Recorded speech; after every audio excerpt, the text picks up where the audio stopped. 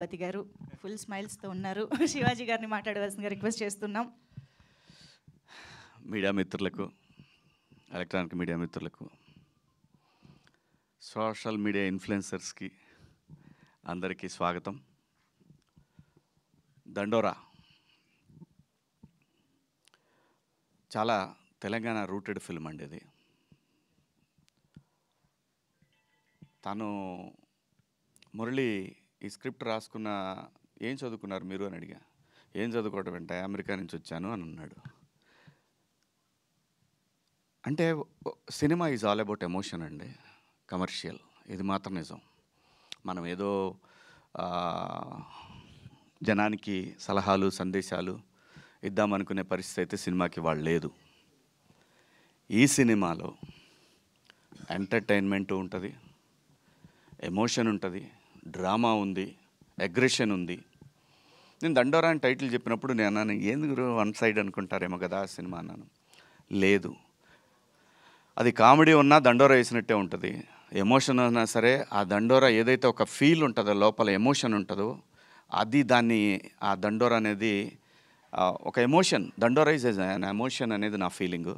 కథ విన్నప్పుడు నాకు ఒకటే అనిపించింది, ఆఫ్టర్ కోర్టు కన్నా ముందే ఈ సినిమా నేను కమిట్ అయ్యాను.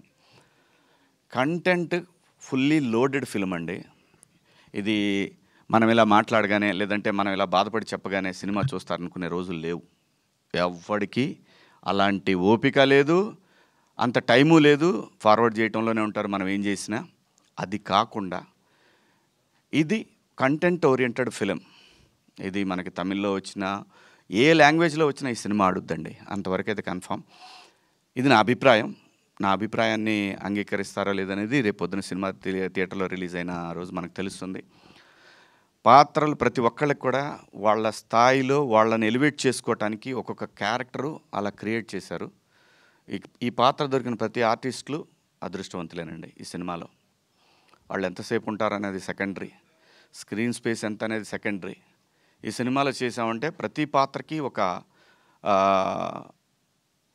తన యొక్క సెల్ఫ్ రెస్పెక్ట్ ఉంటుంది ఆ క్యారెక్టర్. ప్రతిదానికి ఒక సెల్ఫ్ రెస్పెక్ట్ ఉంటుంది ఆ క్యారెక్టర్కి.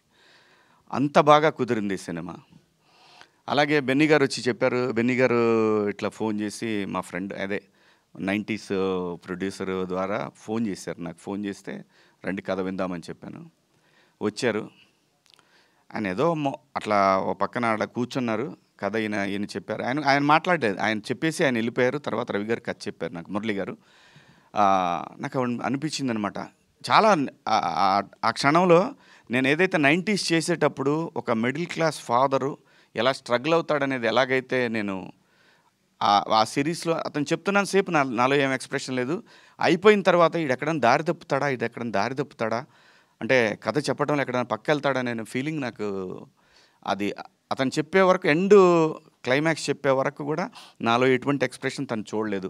కానీ ఒక చోట నాకు కళ్ళమ్మ నీళ్ళు రావటం చూశాడు. ఇంకా అదే లాస్ట్ సీను. అది చూసిన తర్వాత అతను అలాంటి ఒక అనుభూతి ఇతను కథ చెప్పినప్పుడు అది వేరే, ఆ ఎమోషన్ వేరే, ఇది వేరే. బట్ అలాగా ఇతను ఏమైనా దారి తప్పుతాడని చెప్పి నేను ఏ కథ చెప్పినా కానీ, కోర్టు తర్వాత మీ అందరికీ తెలుసు మనం ఎన్ని సినిమాలైనా చేయొచ్చు. ఎన్నో వచ్చినాయి నాకు, రోజు 4-5 సినిమాలు వచ్చినాయి. ఎందుకంటే 13 సంవత్సరాలు సస్టైన్ అయ్యాను. సినిమా డబ్బులు లేకుండా, సినిమా పని చేయకుండా సస్టైన్ అయినండి. డబ్బుల కోసం ఏది పడితే అది చేయాలనే ఉద్దేశం నాకైతే లేదు. ప్రజలు నాకు ఒక రెస్పెక్ట్ ఇచ్చారు, దాన్ని కాపాడుకోవాలనే ఉద్దేశంలోనే. డబ్బులు మనకి ఎంత రావాలో అంత భగవంతుడు అది ఆయన డిసైడ్ చేస్తాడు. ఆ డిపాజిట్ అది ఎప్పుడు రావాలో అప్పుడు వస్తూ ఉంటుంది. అలా మంచి పాత్రలు చేయాలి, ఎట్టి పరిస్థితుల్లో కూడా మంచి కథలు చేయాలనే ఏంలో నేను విన్న 70-80 కథల్లో ఇది ఒక కథ అండి. అందులో నాకు నచ్చిన ఒక 10 కథల్లో ఇది ఒక కథ. ఏది నేను రీఎంట్రీ తర్వాత నేను వచ్చినాక, మళ్ళీ ఇండస్ట్రీకి వచ్చిన తర్వాత అలాంటి ఒక గొప్ప కథ ఇది. ఎవ్రీథింగ్ ఎక్కడా కూడా మనకి వీళ్ళేదో మనకి వాయించేస్తారు, కులాలు మతాలు ఏం లేదండి. ఎక్కడ కూడా ఏ కులంలోనైనా ఇక్కడ 2 కులాలు, డబ్బున్నోడు లేనోడు, ఇవి 2 రాజ్యాన్ని ఏళ్తాయి. ఈ రెండిట్లో నుంచే స్ట్రగుల్ ఉంటుంది. వాడేమో తొక్కాలని, వీడేమో తొక్కుతున్నాడు పైకి లేవాలని. ఇదే ఫీలింగ్ ఉంటుంది ఎక్కడ చూసినా సరే. అది మీడియా అయినా, సోషల్ మీడియా అయినా, ఎక్కడైనా సరే ఒకడిని ఒకడు నేను నీకన్నా గొప్పవాడిని చెప్పాలనే ప్రయత్నమే జరుగుతూ ఉంటుంది ఎక్కడైనా సరే. ఇందులో పాత్రలు కూడా అలాగే ఒకడిని అవతల వాడిని గురించి తక్కువ అంచనా వేయటం అనేది మనిషికి సహజమైనటువంటి ఒక డిఎన్ఏలో అది వచ్చింది మనకి, అది ఎవల్యూషన్ అవుతూ వచ్చింది. అది అలాంటి ఒక మంచి కథను తీసుకున్నాను. ఎందుకంటే బెన్నీ గారు ఈయన కలర్ ఫోటో సినిమా, ఆ తర్వాత బెదుర్లంక, అది కమర్షియల్గా ఎంత ఆడింది అనేది పక్కన పెట్టి నాకు అనవసరం.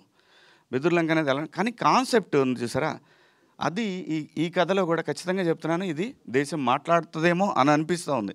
అంటే దేశం మాట్లాడుతుంటే సినిమా ఫ్రెటర్నిటీ వాళ్ళు మాట్లాడతారని అనిపిస్తుంది దేశవ్యాప్తంగా. మంచి కథ, ఆర్టిస్టులు కూడా బాగా, ఏ ఆర్టిస్ట్కి ఇచ్చినా కానీ పండగేనండి. ప్రతి క్యారెక్టరు పండగలా ఉంటుంది. అలాగే ఈ పెర్ఫార్మెన్స్లు చూసిన తర్వాత ఆయనకి పూనకం వస్తుంది అనేది కన్ఫామ్. నిజంగా అండి, అందరు ఎవ్వరు కూడా న్యాచురల్గా ఉంటే ప్రతి ఒక్క క్యారెక్టర్ కూడా అంత బ్రహ్మాండంగా అది ఆయన స్కోర్ అది బ్రహ్మాండంగా చేశారు. అలాగే ఇలాంటి సినిమా పట్టడం ఎడిటర్కి కూడా ఒక ఛాలెంజింగ్. డెఫినెట్గా ఏ ఎక్స్ప్రెషన్ క్యాప్చర్ చేయాలి, ఎక్కడ కట్ చేయాలి అనేది సతమతం అవుతారు ఖచ్చితంగా ఎడిటింగ్ టేబుల్ మీద. బట్ ఒక జడ్జిమెంట్కి వచ్చేస్తారు, డైరెక్టర్తో కూర్చొని వస్తారు, తనకి ఛాలెంజింగే. అంత బాగా చేశారు అందరూ కూడా, ప్రతి ఒక్కళ్ళు ఎవ్వరు కూడా వీళ్ళు బాగా చేశారు వీళ్ళు బాగా చేయలేదు లేదు. ప్రొడ్యూసర్ ఒక్కడ మాత్రం చాలా స్ట్రగుల్ అయ్యాడు. ఆబ్వియస్లీ అవుతారు కదా, ప్రతి ఒక్కడికి డబ్బులు ఇస్తేనే వస్తారు ఎవడైనా సరే.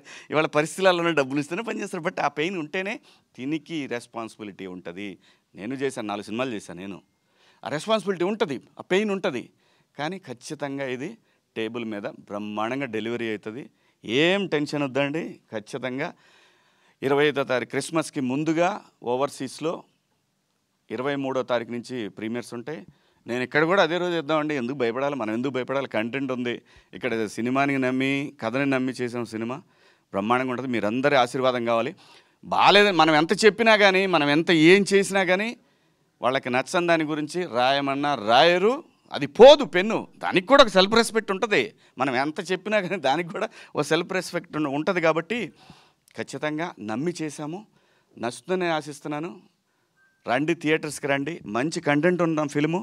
25వ తారీఖు, 26, 27, 28 జనవరి 1 సెలబ్రేషన్స్ ఉంటాయి ఖచ్చితంగా ఈ సినిమాకి సంబంధించి.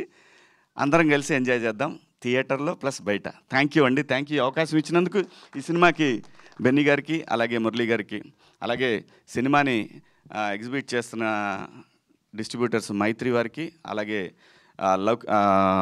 ప్రైమ్ షో వారికి అందరికి కూడా, అలాగే యుఎస్లో డిస్ట్రిబ్యూట్ చేస్తున్న భద్రకాళి వారికి అందరికి కూడా పేరు పేరున ధన్యవాదాలు. థ్యాంక్ యూ మీడియా మిత్రులందరికీ కూడా. Thank you so much sir. Thank you. Thank you Shivaji గారు.